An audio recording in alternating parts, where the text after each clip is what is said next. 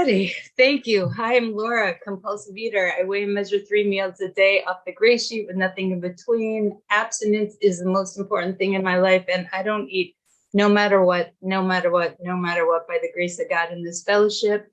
My abstinence date is December 31st, 1997. And for that, I'm grateful. My heart is pounding. I'm getting a kick out of watching Marcella. I should learn Spanish. It's so alive. Okay, so what it was like was I couldn't stop eating. 1 was too many and 1,000 was too much. I just want to start with a prayer. God, please just help me say something that makes sense and to help someone. So I didn't realize, I knew when I was a kid that I either ate sugar or I didn't, but I didn't know that, I thought my dad said I should be able to just eat moderately. So I thought I could moderate it, eat foods we don't eat moderately. That we don't eat. I thought it was like something wrong with me that I couldn't figure out how to eat it moderately. If I didn't eat, I knew for sure when I was young, sugar, I didn't eat it, but if I ate it, I couldn't stop. And I snuck and I hid. And as I grew up, it became other foods. I ate foods that like when I was in college, my roommate wrote me a little card. And I'll miss our conversations and you apologizing, like, sorry, Michelle, I won't eat your food anymore. I couldn't control myself. I compulsively thought about food. Like at breakfast, I thought about lunch, dinner, breakfast. And I was on a hamster wheel that I couldn't stop. And I did diets. I never, the truth was, like, until I got to GreySheet. Once I got to GreySheet, I wanted to not eat more than I wanted to eat. I finally surrendered and I was like, I can't. Okay, you tell me it's 4 ounces, it's 4 ounces. It's 8 ounces, it's 8 ounces. Oh, throw it away, start again. Okay, I'll do that. So the truth is, so that's what it was like. What happened, I did regular OA. I guess I have not, it sounds not so nice. I do have gratitude towards regular OA because I never probably would have gotten into GreySheet. So, but my first OA meeting I went to, and it was a bunch of heavy ladies sitting around doing what I did in my bedroom, talking the same stuff. I was like, I don't know if I said this to myself, but the bubble box would have been, I came for a solution. This is what I talk about by myself in my bedroom. So first I got involved in AA, then OA, and then I came to Israel because I was in AA for a year and I wanted to learn more about my religion.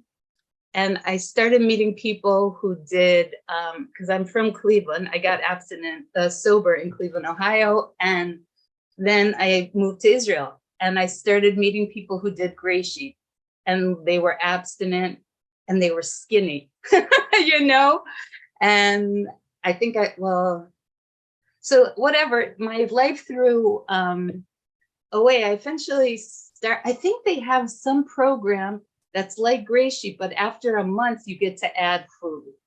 And I started,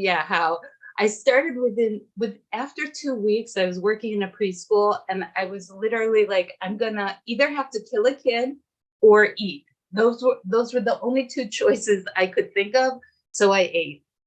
And so in 1997, I finally surrendered.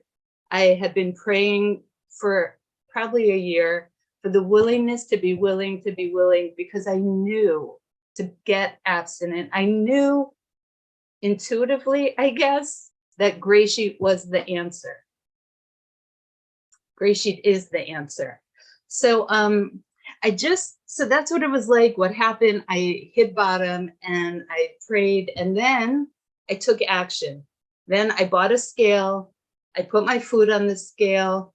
And, I once heard someone say, she's the sweetest one. She's like, the most spiritual thing I do every day is put my food on the scale. When I first heard that, I was like, oh God, whatever. But it's really true. Like, you know, it says in the big book something about like every day is a day we have to take. I don't remember. I could probably quote it, but I'm too nervous. It's in between 84 and 88. It's in 85 somewhere, I think, whatever. The point is that every day I take this spiritual action of putting my food on the scale. And I have a sponsor and I call my food in. Okay. So what it's like today is, and I came to GreySheet and I learned I'm not bad trying to get good. I'm sick trying to get better. And one day at a time. And so, I don't know. So we just, like in the Jewish religion, we just have this holiday called Passover. We're in it. And like, there's a song at the end of the Seder that the word is dayenu. And it doesn't, when I went to temple as a kid, we thought it was die, that Enu should die, but it really means it would have been enough. And like, it goes through, if God would have taken us, there's a whole litany of dayenus. And like, the question is, like, it seems why it wouldn't have been enough if God just took us out of Egypt, you know, out of slavery, because we had to blah, blah, blah, go through the desert and all the other things. So my husband was saying, Dayenu, it would have been enough to thank God. So I made up my own. It's not like in order and it's not so poetic, but I thought for this big anniversary, I could share my little Dayenus here that are rather big for me. So Dayenu, to get abstinent, Dayenu, to stay abstinent, Dayenu. Oh, I'm gonna cry, wow. 3, to learn compulsive eating wasn't a moral issue. Dayenu.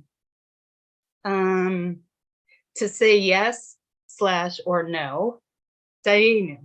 To feel rage and anger and not kill myself or others. Dayenu.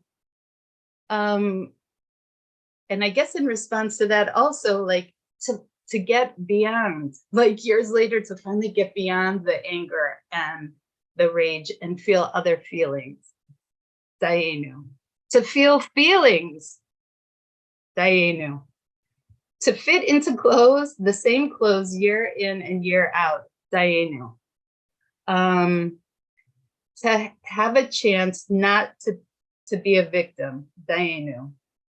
To make decisions, Dayenu. To feel love in my heart, Dayenu. Wow. So I'm just looking for the timer. I guess I still have some time. I don't see any fingers. So I'm just, Dayenu, I'm so grateful. I'm so grateful to be here. I'm grateful for people who share my sponsees, who keep me honest. I'm grateful for my son, who was born in abstinence.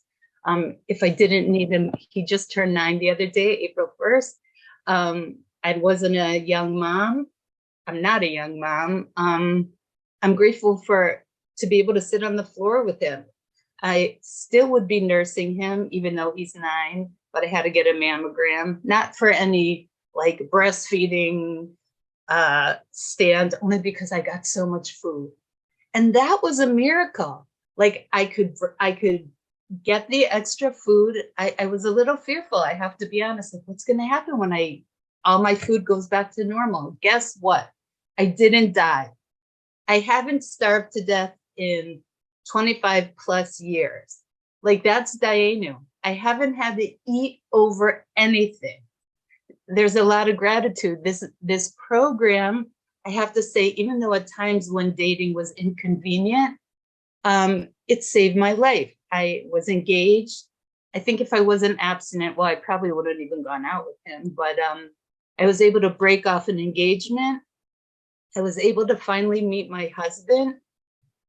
And I don't know, there's so much, there's so many gifts and so many lessons.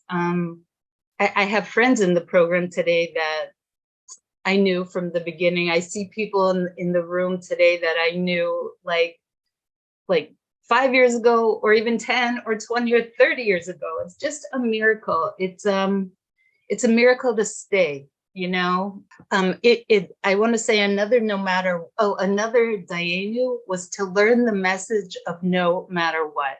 I have a life today. Like, you know, I once heard this guy in AA, he used to say, you know, the chapter in the big book isn't into thinking, it's into action. And that's what this program has taught me, into action. From getting my first scale, I mean, also into resting, but I don't know. I guess there's so much to say, and like, I'm just grateful. Oh, the no matter what message. No matter what. Whether my tushy falls off or it turns to gold, we don't eat no matter what. And wishing you all a great weekend. Thank you for asking me to speak. This is a beautiful event. I'm sorry I'm gonna have to go, but everyone take care.